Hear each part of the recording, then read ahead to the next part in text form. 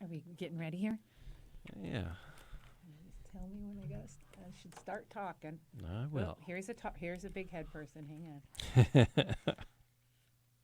this side? No, it's this side. All right.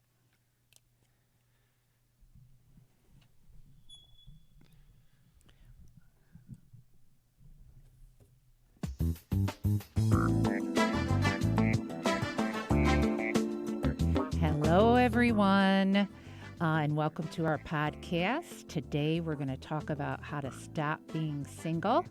I got my friend Jamie Flanagan here. Hi, Jamie. Hi. Well, before we start, I have to say something. Jamie, I was out to dinner with my son and my family and a friend of mine, Matthew, and I was talking about the podcast we did just a couple weeks ago, and I was all excited.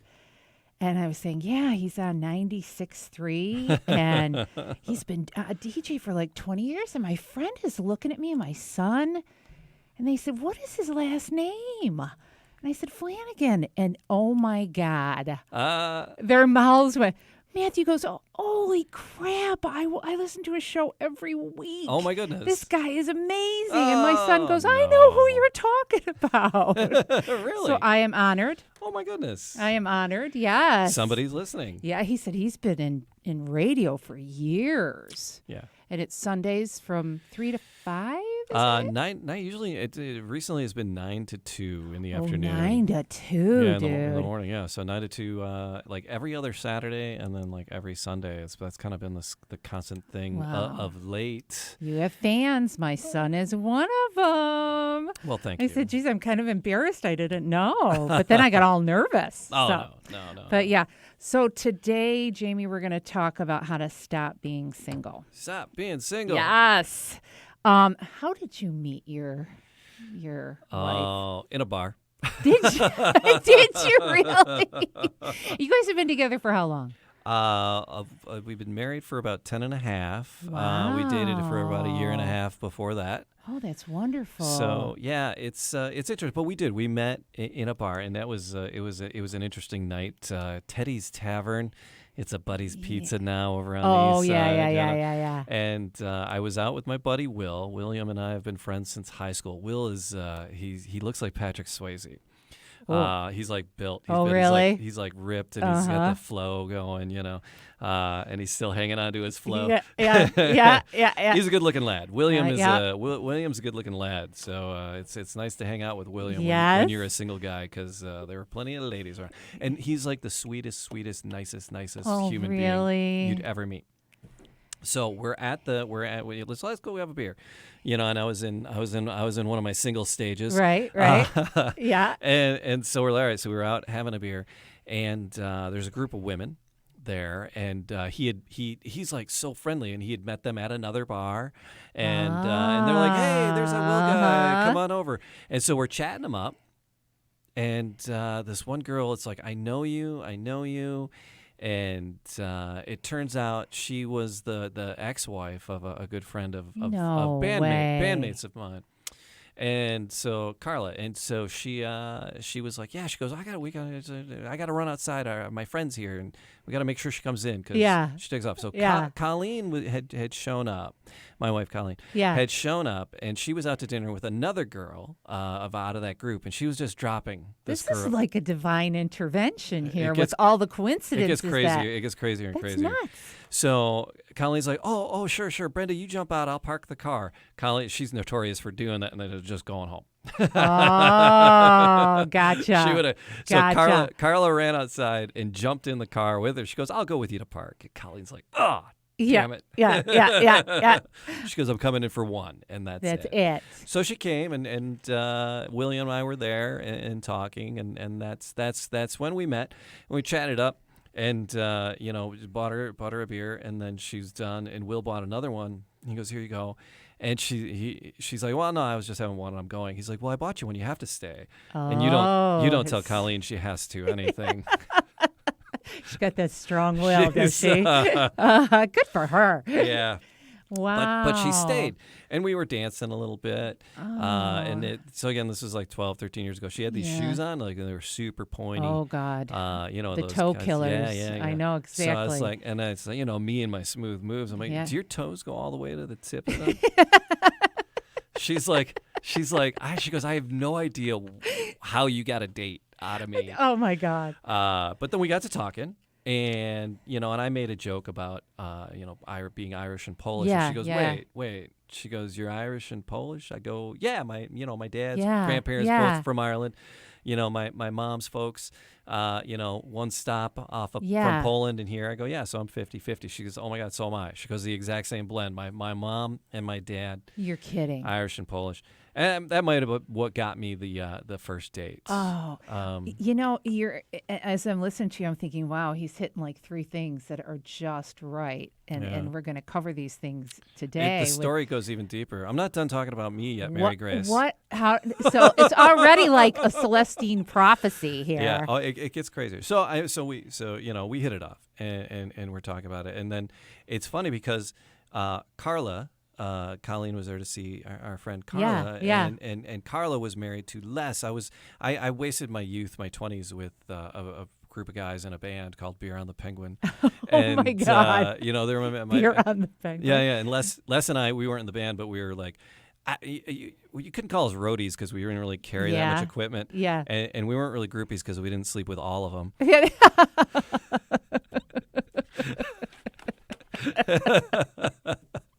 So it's a hybrid between groupie and roadies. Yeah. But the circle of friends we had, and Carla was like, Jamie, it's Colleen. I go, I don't know.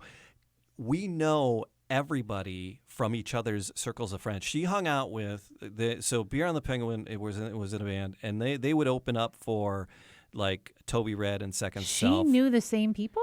Yeah. So Toby Red and Second Self were like probably, she's 5 years older than me. And so the Toby Red and the Second Self guys were a handful of years older. Second Self was a handful of years older. Toby Red a handful of years older than that. And so we were opening up. When I say we, my friend's band, we're opening up for Toby. And so we know all the same people. And it's the same. And we've been to so many of the same concerts. We were. But you're not realizing this. No, until later. It's like, no, I mean, just as throughout dating, and we would go out, and I'm like, hey, this is Colleen. And they're like, you're with him? Wow. Or like people are like, oh my God, you two? And it's like, but we had never remembered meeting each other. We had to have had met. But you don't remember. Yeah, and she goes, well, I was a real bitch back then. She goes, woman. I probably wouldn't have given you the time of day.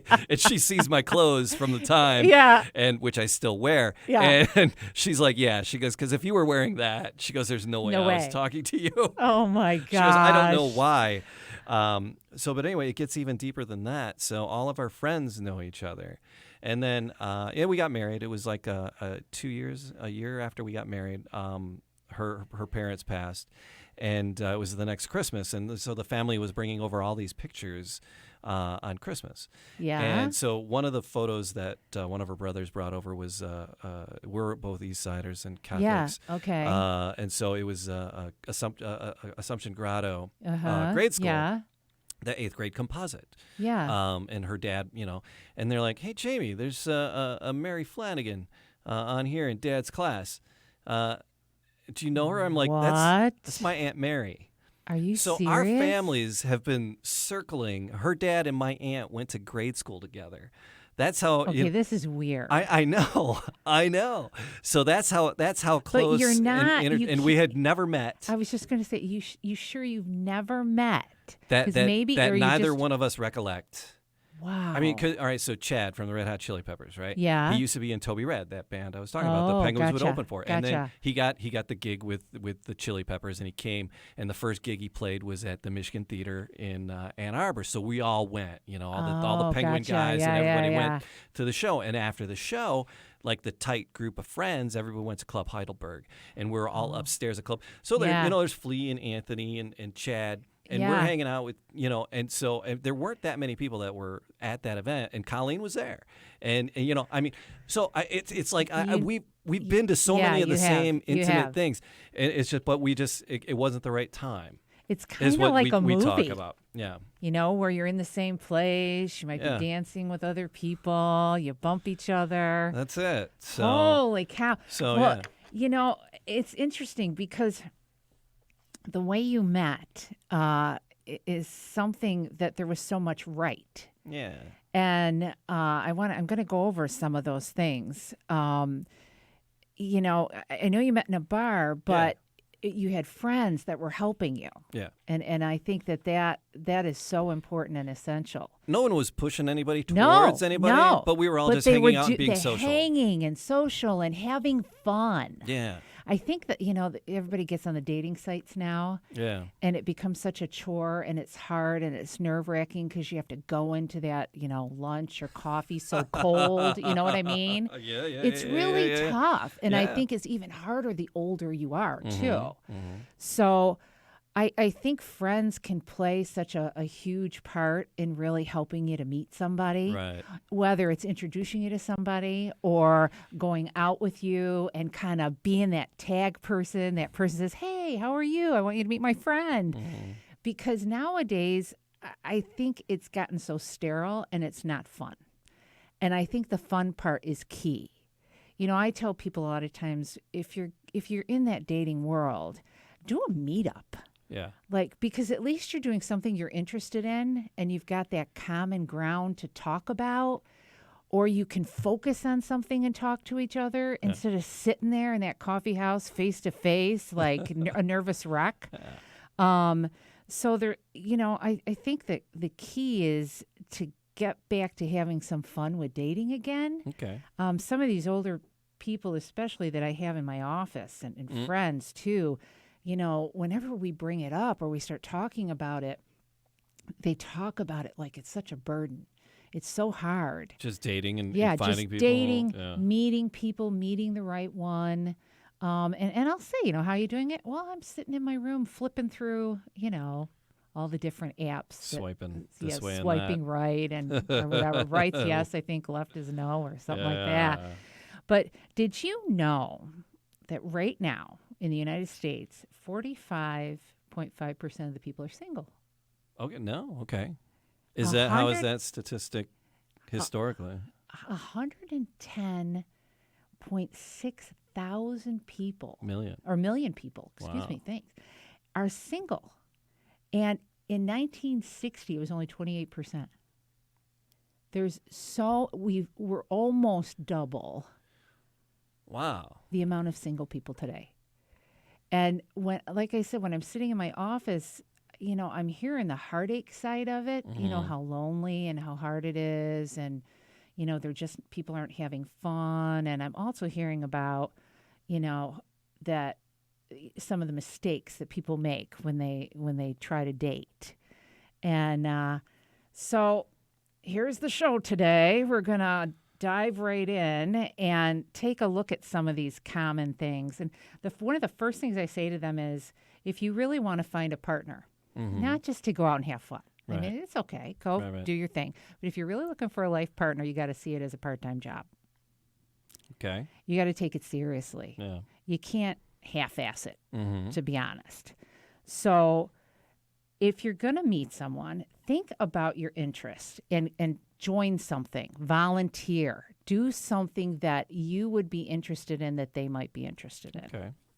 To get yourself started. Meetups are great.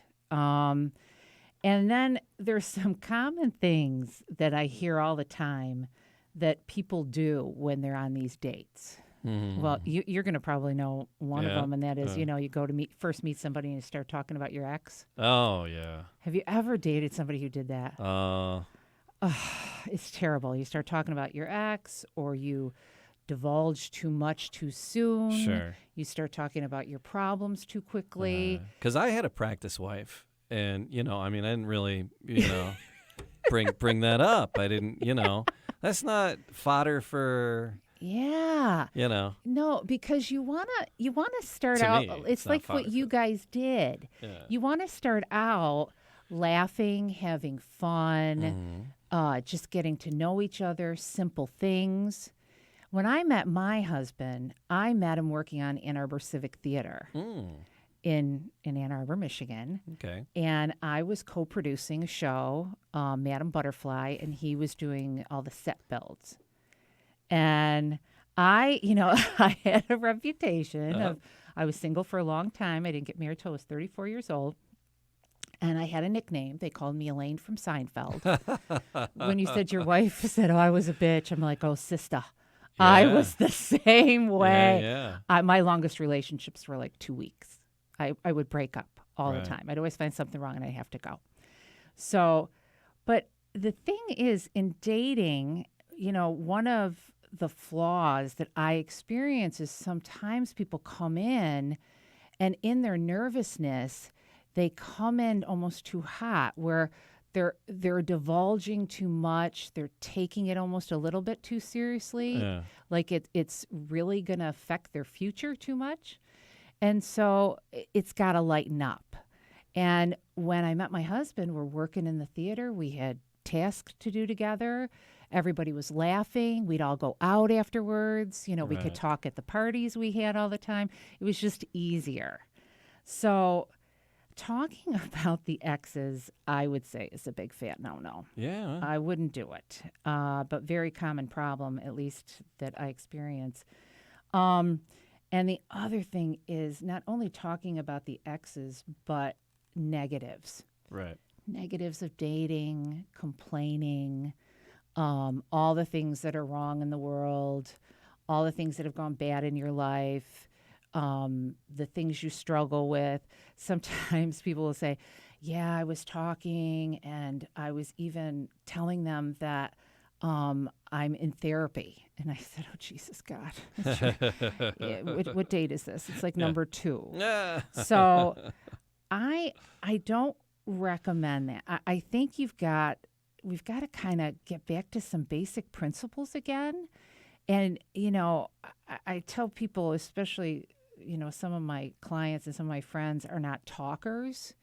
And so they get on that date, and a lot of it is due to the apps now. And so they're coming in cold, and they don't know what to do. And I said, do you remember the old in school, the who, what, when, where, why, to writing an essay? I said, plan a little bit before you go on the date. Think about who you're talking to and kind of formulate some of the questions you want to ask that person when you're dating them. Who are they? Are they educated? Where'd they go to school? Who'd they hang out with? Right.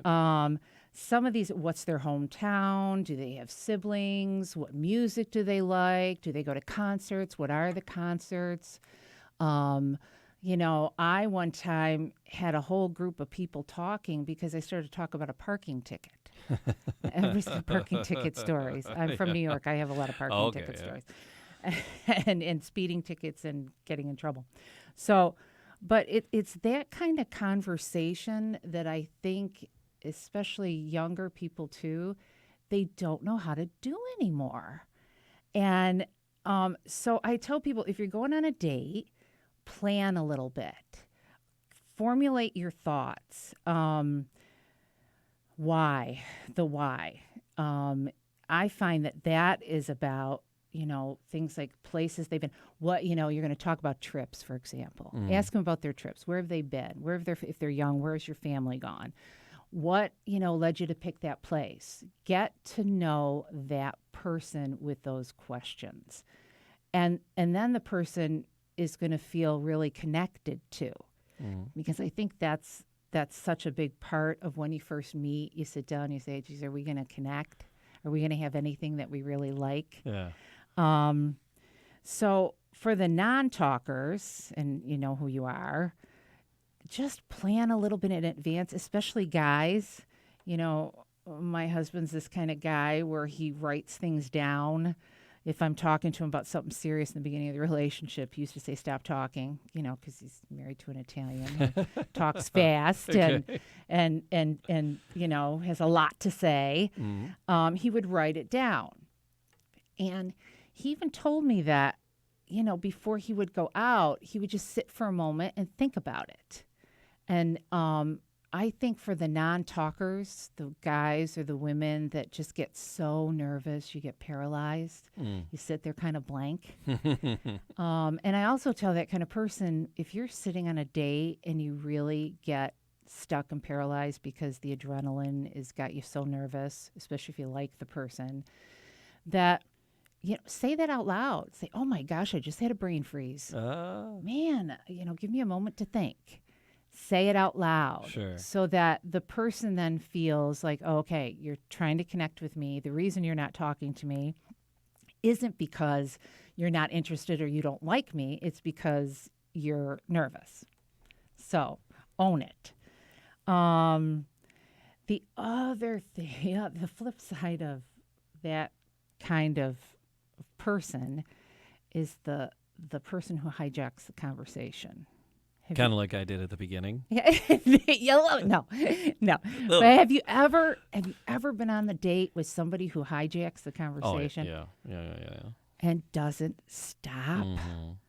Now, there's two reasons for that. That's either a person who's narcissistic, who cannot connect with anybody. They have to always be the center of attention. They really don't care about anybody else's opinions. You're there to kind of just be their audience. Well, when you get that kind of person, run. And I'll give you tips later on how to know. And then there's the other person who, again, when you're dating, it's a lot of anxiety. Yeah. It's a lot of nervousness. You're vulnerable. Well, you can get so anxious that you get what's called pressurized speech. Okay. And you don't shut up. And you keep filling the space. And a person who's listening is gonna know who they are, because when they're with a quieter person, that just makes them so nervous. Yeah. They don't know what to do. So then I overshare.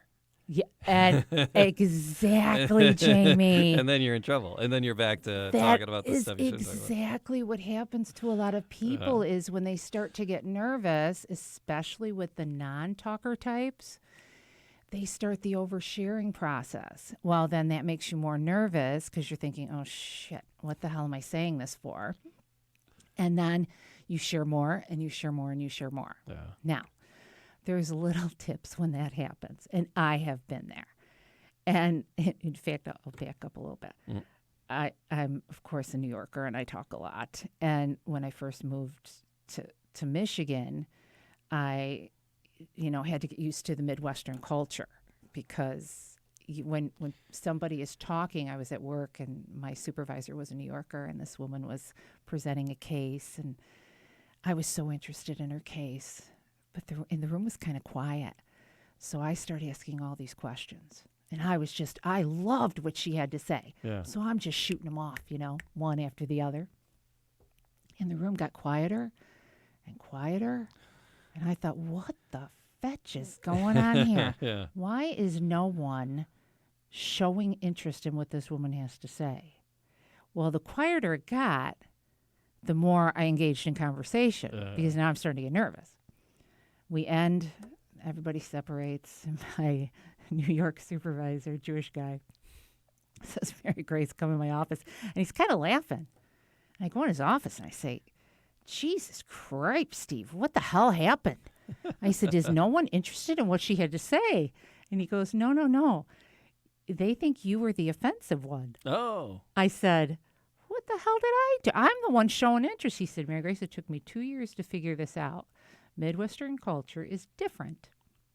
He said, if you ask questions and you do it with intensity and you do it too quick, they feel like you're doubting them.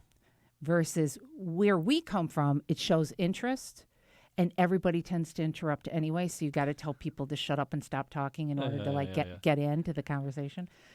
So I had told him, he said, you got a little nervous in there. And I said, yeah, I really did, because nobody was talking. So that pressurized speech that you can get, there's some tricks here that you can do. He told me to start picking lint off my pants. So if I get in that situation, this is what he used to do, is he used to pick lint off his pants, just so that he'd breathe and slow down that adrenaline, because it is adrenaline. Okay. When you're on a date, though, especially if you like the person and are excited, it's a lot of adrenaline. Oh, yeah. And when that pressurized speech kicks up, there's a couple things you can do. First of all, you got to breathe. I mean, that's a given. But go ahead and sip a beverage. Mm-hmm. Go ahead and say out loud, listen, I know I'm talking a lot. Sometimes I do this when I'm excited. So I'm going to kind of back out of the conversation here. And why don't you tell me about you, And then you ask them a question. Turn that conversation around, get it over to them so you can take a breath. If you're still struggling, go to the bathroom. Find your excuse. Go in there, take a breather. A dating person, one of your best friends can be the bathroom so that you can take a break. Yeah. You can slow down the adrenaline, and you can definitely begin to gain more control over your anxiety. And if they're not there when you get back, it was going really bad. It didn't work. The connection was not happening. It didn't work. But no, that's brilliant. Just it's a nice pause. It's a nice reset. Yeah, just to reset. There's the word, reset, and just take a breath. The other thing too is to just, again, remember, you're just getting to know somebody. No one's dying here. Yeah. Like this, there's plenty of people out there. You hear that a lot with single people. Oh my God, I'm never going to meet somebody. It's all crap. Apparently there's 110 million of them kicking around. So. There's a lot of single people. A lot of available targets. Yes, there is. Yes, there is. And that reset button, I think, just really helps you to just slow it down again. Mm-hmm. It leads into the next thing that I see and that I deal with is people today move so fast. I mean, dating today, I don't know if you've talked to younger people and how quickly they end up having sex, or the relationships moves, they move in together, they're seeing each other every day, they're talking every day. It's the common thing. Like there's no space. That was funny when I met Colleen, and we exchanged phone numbers that night. And it was, all right, really nice meeting you. And she's like, all right. I go, I'll call you. And she's like, yeah, sure, okay. That's a 3-day waiting period or whatever. I'm like, oh no, I'm calling you tomorrow. Oh, you did. Good. You were interested. You liked her. And I called her because it's that, you got to wait 2 days so you don't look too eager. And I'm like, oh no, I'm calling you tomorrow. See, and I called her the next day. And I agree with that. I agree with that. If you like them, let them know. Don't play, especially if you're older. Yeah. Don't play the game. Because she was 45, I was 40. Yeah. So it's like, yeah. If you're younger, it's okay to show them that you like them, but don't jump into like this everyday intensity thing that they're doing, because you don't realize you got to have enough space when you're really liking somebody and getting to know them to sit with it. Yeah. To sit and think about what's going on or what you want to do or what you want to get to know. Mm-hmm. Everything right now is so impulsive and reactionary that these relationships aren't lasting. No. And so much is happening. Divorce, of course, is up. Well, there's a reason. If we don't get back to some basics and to make a foundation in the relationship where you get to know each other slower and you get to know like the first layer of things, which is, who's your family and what your siblings are, what movies do you want to do? Are you a concert person? Aren't you a concert person? Yeah. So you need a longer honeymoon period for the dating? Yeah. Well, the honeymoon period is the key. People have to understand that the honeymoon period in a relationship takes 3 to 6 months before a person gets comfortable enough to really fully show up. Wow. Sex right now, for most people, it's happening in the first night, the second date. Okay. Yeah. It's going really, really quick. And I say, okay, if you're going to do that, fine. But if you're going to try to find a life partner, it's probably not. it's not such a great idea. And you regret it. Yeah. I mean, how often do you end up not liking the person that you ended up sleeping with? So that honeymoon period is about 3 to 6 months. So I think it's a good idea that people, it doesn't mean you can't enjoy each other, but really think about what you want to do, especially sexually with a person, if you're really looking for a partner. Right. Otherwise, you're going to have all those regrets. And there's a lot of people that have those. It was funny, Colleen, when we first started dating, the first handful of dates, we were, several dates into it, probably 4, 5, 6 dates into it, and I hadn't kissed her. And my husband was like that too. And we were leaving the bar, and I had walked her to her car. I think we met there, and I walked her to her car, and then she's like, "Are you gonna kiss me or what? Because if you don't." Oh my God. And I'm God. like, yeah, I'll kiss you if you're cool with it, Oh, that is so amazing because my husband did the same thing. Right. And again, we were older. We were sick of all the bull crap, both of us by that time. Yeah. And he hadn't kissed me either. And I remembered saying to a good friend of mine, she said, I hope he likes me. And she said one thing. She said, Mary Grace, just because somebody doesn't maul you doesn't mean that they don't like you or aren't interested in you. And I said, oh, damn, that's a good point. Well, I kissed him. Right. And he goes, oh, no. After I kissed him, I said, what? Did I do something wrong? And he said, no. He goes, I really like who you are. And I kept trying to think of a nice special place that maybe we could have our first kiss. Oh. I couldn't believe it. Yeah, it was a parking lot out behind Boogie Fever.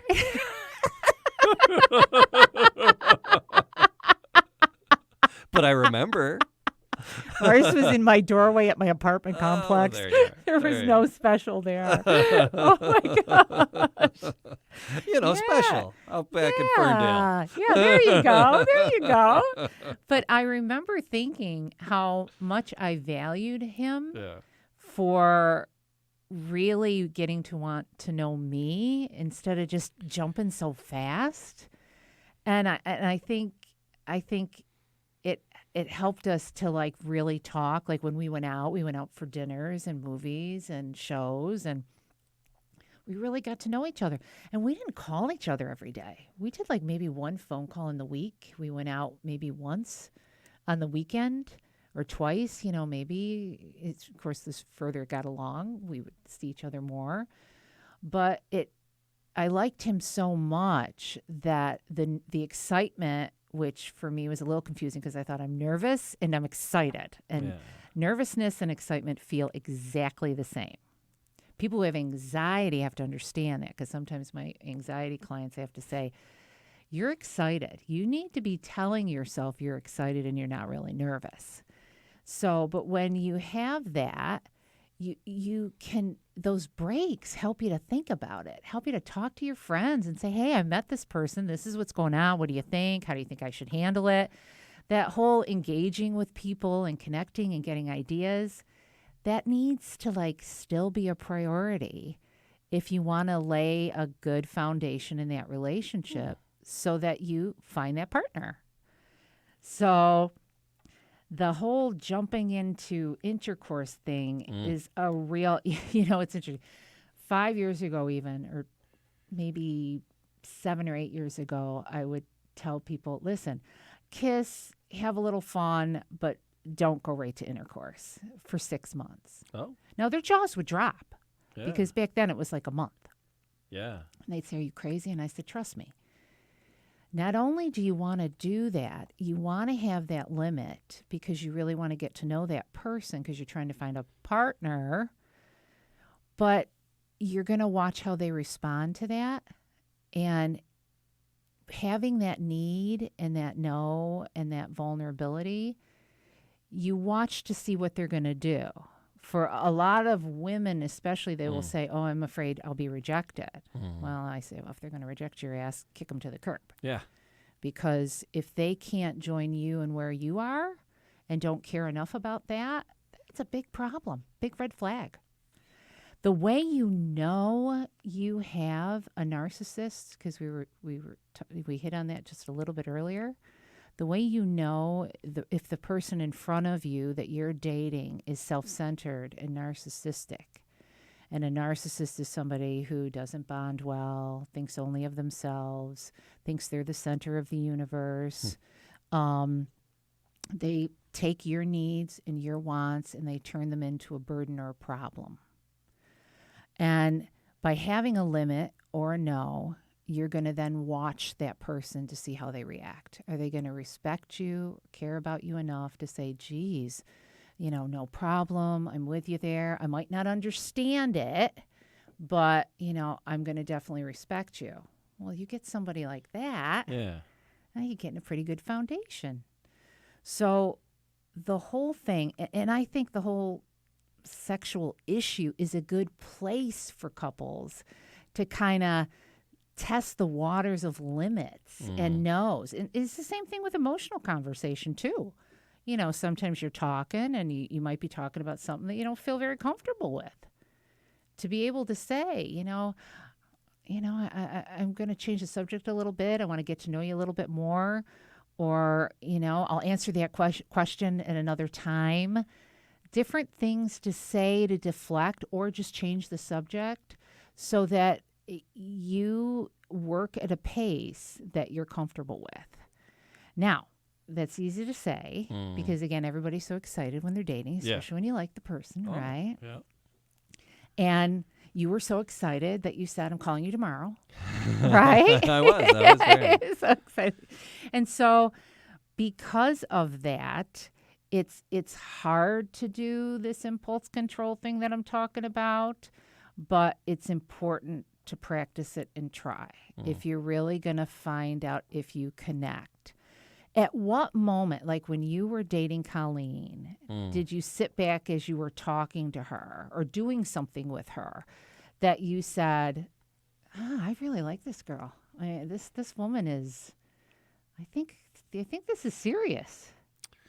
It was just a couple of dates in because our first several dates were all train wrecks. Were they really? Oh, just awful. Yeah, just terrible. Oh no! Just if anything that could go, wreck? anything could go wrong would. So it was Cinco de Mayo. We're going out, and our first date was Cinco de Mayo, and Will's like, hey, what are you doing? It's Cinco de Mayo, and I'm like, well, Colleen and I, the girl I met. Yeah. I go, we're gonna go out. We're gonna go to Chelly's downtown. He's like, oh, cool, maybe I'll go. And Mary and I were gonna go do a girl who was hanging out, which was friends with. Yeah. And maybe we'll go. And I'm like, yeah, it'd be cool. We'll be down there.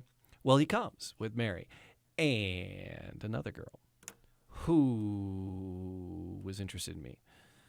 Oh, you gotta be kidding me. So on my first date with Colleen, in comes these two girls. In come these two girls who it's like they are in my circle of friends with Will, but the one was kind of interested in me, and they had talked about, oh, you guys should go out, and it's like, do you think he did that on purpose? He didn't do that on purpose. No, your friend did. No. He had no idea. No. Yeah. No. So. Oh my God. Yeah. So yeah, this is the first date. That went over well. So you're handling. And I got another date. I can't believe I got another date. I can't. So you talk about anxiety. So and she goes, I couldn't figure out why they were such bitches to me, Oh. So they were like really kind of witchy to her. So, Yeah. But and then another time the next date we were gonna go see a musician, not Ben Roberts. Riot 67. Is it Roberts? Anyway, they played him on the river. Anyway, so we were going to go see him. It was a river event. Our friend Greg was, going to be there. Yeah. And we're like, let's go. And we walk in the door as the event was ending and everybody was leaving. Because it was, we got there like 7:30, but it was like a 5:30 event. We didn't realize it was like a super early thing. And so we're like, oh, what do we do now? And then, so it's just a comedy of errors. Like the first 4 or 5 dates, it's just something stupid like that happened. Another time we had food with the restaurant we went to was just a train wreck. The service and everything was just awful. Oh my God, dude. And what she told me later was like, just get out of the car. Just get out of the car. If he says, "Can I see you again?" Say no. If I say I can see you again, say no. She was thinking that? And then I say, "Hey, so, can I call you again?" And she goes, and then I say yes. And then I get in the house and I kick myself. She goes, No. Yeah. So when do you think it turned the corner then? So, but the thing was, we had these horrific experiences, right. but we were both just rolling with it, Right. and we were getting through it, and we were still having fun. There's the moments. Yeah. So it was like after the second or third thing that had gone really sideways. Yeah. That first one was just like, I don't know how I got a second date. Yeah.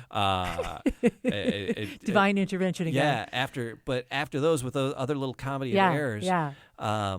It's just like we can roll through these things and we're still having fun. Right. So let's do it and let's have fun. Sam Roberts. Right, 16. All right, so I couldn't remember. Did it just come back to you? So, yes. That's funny because my husband and I, when we were working on the show, and I'm working on, stay, don't judge a guy so fast. And he walked in the night of opening night for this big premiere, and he had a woman with him. Mm. Oh, my God.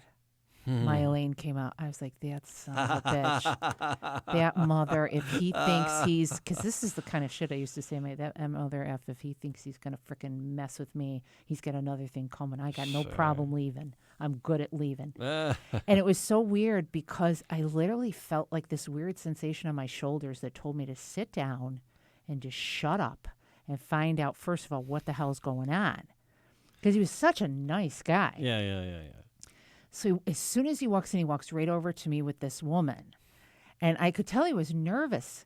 And he said, hi. He goes, listen, I think her name was Julie. He goes, this is Julie. And she just moved to the area, Mary Grace. And she doesn't know anybody. And so I had promised her that I would take her so she could meet people to come to the show tonight. Oh. And I'm thinking, oh, wait a minute. This might not be a date. And so he kept talking with me, and he wanted me to meet this woman. And I knew I was really nervous, and so I was really working on, don't kill the guy. And finally, he got me alone. She started to talk to somebody in the production, and he said, listen, this isn't a date. And I said, well, you're freaking lucky. Because I said, I hope not. Because the sandbag was about ready to come down. I wanted to kill him. I was, and I did that. I used to just find the thing. And so, and then the other thing that he did that I thought, wait, this is a really good person, is we were working on something backstage, and somebody, we were talking at the same time, really getting to know one another, and somebody came up and interrupted us, and he just walked away, and I was talking about something kind of serious, and I thought, well, you little shit, and then he came back, and he said, I'm so sorry we got interrupted. He goes, you were telling me something, and wasn't it this? And I was blown away by that. Okay, you were listening. You get to live. You get to stay in my life a little longer. And all my friends. I will let you live. Yes. And my friends would say, he sounds like such a nice guy. He really sounds like somebody that you should keep. And thank God I did, because he really is. Oh. But that time, and he was somebody too that we talked to him. He's like, I didn't want to kiss you right away. I'm at a point in my life where I just want to find a woman who I really like being with, that likes to do the same things that I do. And we enjoy each other's company and we respect each other. And I was blown away by that. And that just hooked me. That was the hook right there. Yeah. And so I got to, stay. I got freaked out a few other times. The closer you get, as you get to know each other, and everybody goes through this, as you get closer and closer, who you really are shows up. Your freak outs, your little things that annoy you, the things that piss you off, your assumptions happen. Sure. And you got to deal with all that crap. And you got to know how to deal with all that crap. And And so I just think, controlling those impulses, especially the sexual impulses, is a really good idea. And to figure out little tricks to do it. I had also started to talk about, having wants and needs and limits and no's and how important they are, to really get to know who you're dating and who's in front of you, that they care enough, and that they can enter your world a bit and not just live in their own. For a lot of people, they get so excited because there's this first connection that they can just go along with what the other person wants to do all the time. Well, that's a killer to a good relationship. It really is. Because eventually you're going to go along, you're going to do what they want, you're going to put yourself second, and eventually you're going to be resentful and you're going to be pissed off. That's going to catch up. And you're going to get short and you're going to get snide and you're going to get snippy. Right. And you're really not going to understand what the hell's my problem. So you gotta go slow enough to figure out what you want and what you need and what you like and what you don't like, what you can talk about, what you can't talk about. And like I said, that takes time. So those wants and those needs and those limits and those vulnerabilities don't define who you are. It defines who's in front of you. So you're going to watch to see, do they care enough about you? Do they care enough about what you have to say, how you feel, what your limits are, what is uncomfortable for you, to want to understand it and want to negotiate with you? Because it doesn't always mean it's always all your way, but sometimes they'll negotiate with you. Okay. So, though I think that's key. Let me see. Good. We're doing okay. Yeah. The other thing in dating that I don't know if you guys went through this, but after that 6-month point, do you even remember your first argument? No, I don't know. No. I'm Did not you guys thinking, ever bicker or argue? No, not really. You didn't? No, we're too old for that. Well, yeah, you guys, let's see, you met when I was 41, she was 46, I think, 40, right around that. Oh, so yeah, that is a little bit different because you're you. When you hit the 40s, you're just you. You don't give a crap what other people think. Yeah. You don't put on the pretenses, where younger people still in their 30s have to blend that a little bit more. I'm not much of an arguer. You're not? No, I don't, And then she is. I was going to say then she has to be. And she'll get going, and then, I'll tell her to F off, and then she'll laugh. She goes, "Oh, you're so cute." So you're more the passive type. So, yeah, and it takes a lot to get me going. And she can. But I don't know. It's like, life's too short. It's like, did anybody in your family ever argue? No, my parents never. They were the quieter. Yeah. Oh, that's like my husband's grandfather, my mom's dad, yelled a lot. He was a very domineering. Is this the Irish side or is Polish, this the? Oh, I was going to say the Polish side. Yeah. He was the yeller. Yeah, he was. That was a character. It was. Yeah. Wow. So my husband's like that tyrant. too. He does not. They have no conflict. Yeah. None. I mean, zip. It makes them very, very uncomfortable. And that always surprised me. I said, "What the hell are you doing with me?" We have no filter. It has to come out of our mouth, otherwise we're not okay. Yeah. And whatever we think we speak. For a lot of women, to get a little technical here, biological, women, their estrogen and their progesterone, when there's a conflict, takes them to the word center of their brain. And so this is why a lot of women have to talk out what's wrong. Okay. It's very important. Now, we are emotionally articulate, so we seem to be the more emotional ones. In reality, men, their testosterone keeps them in the physical part of the body. So they feel everything. If we're yelling at you, you're physically feeling it. Oh, yeah. We are not.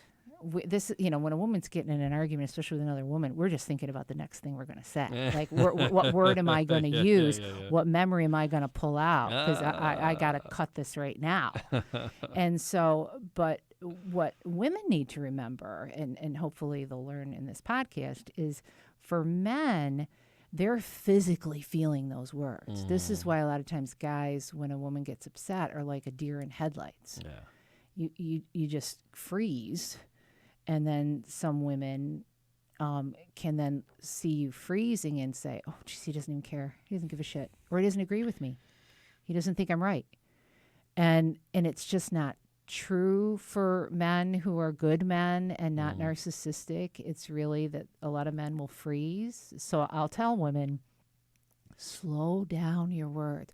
I know you're upset, but slow down and use some pauses. And then I tell men, if you will just validate her experience, not whether you think it's right or wrong, she won't be so intense. If you'll just sit there and say, oh, honey, I'm sorry you're going through this. This sounds like a tough situation. She'll calm down because she's looking for that validation with words. Right. For a man, I tell women, if he's going through a hard time, grab their arm, start rubbing their hand, do a physical connection that lets them know that you're hearing them and that you care about what they're saying. And he'll be soothed by that and he'll calm down as well.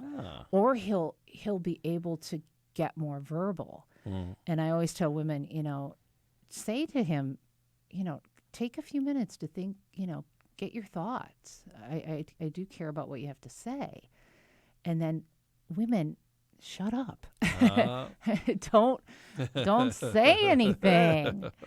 So it's for us, my husband was like you, and he would just be quiet.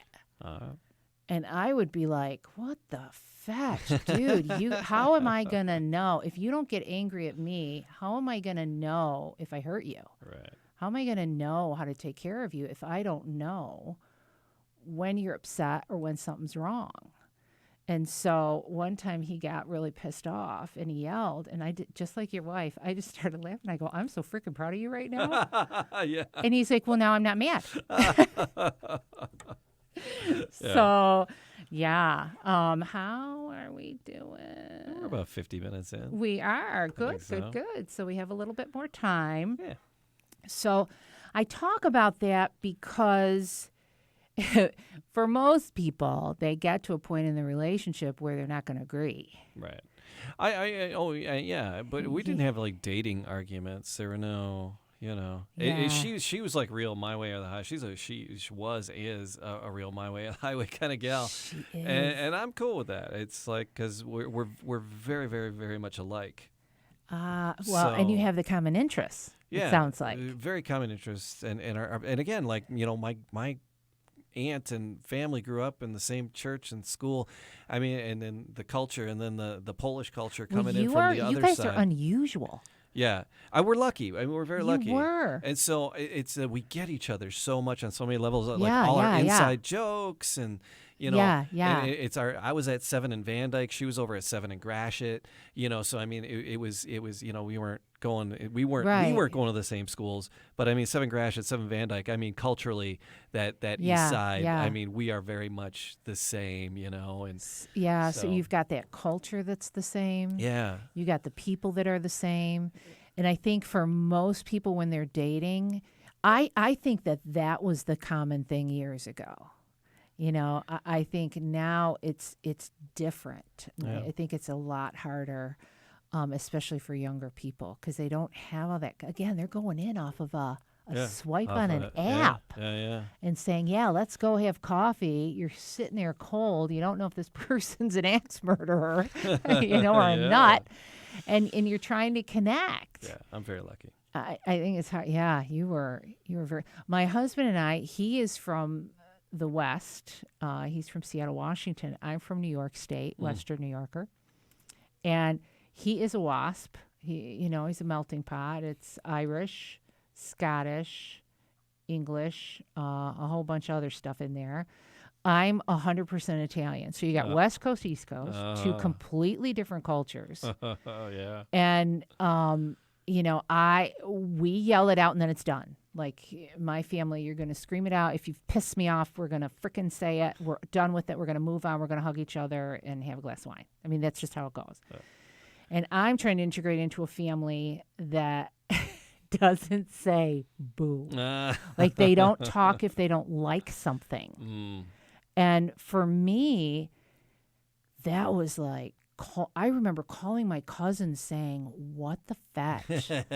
Like they don't argue. Like no, we had Thanksgiving and nobody told anyone to F off.